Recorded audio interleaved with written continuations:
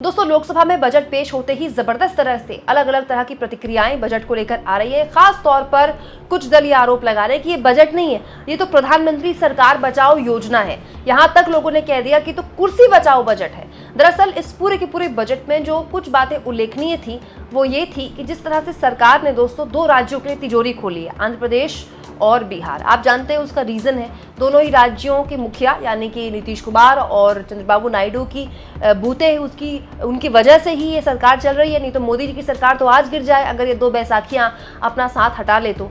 विशेष राज्य का दर्जा या स्पेशल पैकेज तो दोनों राज्य मांग रहे थे, लेकिन जो दिया गया है उसे लेकर लगातार अब नाराजगी जाहिर की जा रही है और पीएम मोदी पर आरोप लगाए जा रहे हैं कि ये कोई आम आदमी का बजट नहीं है, ये तो कुर्सी बजाने का बजट है।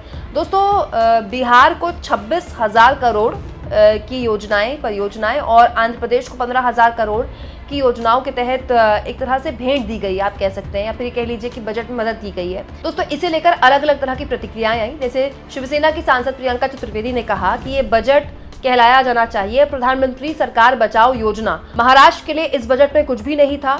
आगे प्रियंका लिखती है, the state will continue to be cash cow to get money to centre but never to give money to the state development. मतलब ये जो महाराष्ट्र है, आर्थिक राजधानी भी कहा जाता है महाराष्ट्र देश की। महाराष्ट्र पैसा तो पूरा देता है केंद्र को, लेकिन केंद्र से महाराष्ट्र को मिलता कुछ नहीं है। ये आगे भी जारी रहेगा, ये प्रियंका चतुर्वेदी ने कहा। और महाराष्ट्र में याद रखिए इसी साल चुनाव होने वाले कुछ महीनों में।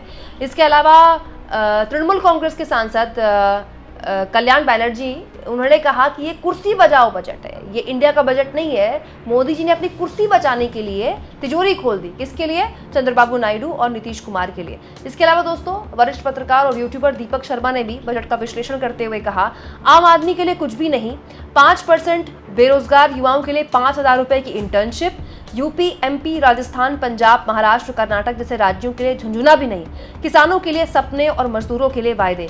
सच ये है कि ये बैसाखियों पर खड़ा बजट है, कुर्सी बचाओ बजट। तो हर कोई इस बजट को कुर्सी बचाओ बजट कह रहा है। खास तौर पर विपक्षी आरोप लगा रहे हैं अपने अपने राज्यों के। दोस्तों, आपको ये बजट कैसा लगा? आप निर्मला सीतारमण के इस बजट को कितने मार्क्स देंगे? कमेंट बॉक्स में जरूर लिखें और जितना हो सके चैनल को शेयर करें, सब्सक्राइब करें और थैंक्स और ज्वाइन के ऑप्शन से अगर आप चाहें तो कुछ आर्थिक मदद भी चैनल की जरूर करें।